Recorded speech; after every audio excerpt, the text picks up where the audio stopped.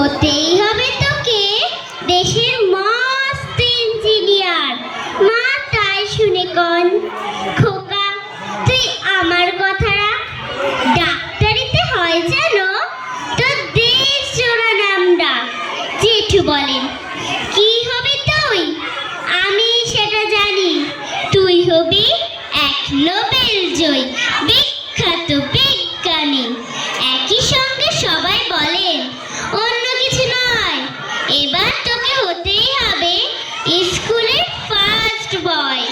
আমার ইচ্ছে ঘুড়ি ওড়াই, লাট্টু ঘোড়াই আর ক্রিকেট খেলি, সাঁতরে করি মস্ত দেখি পার।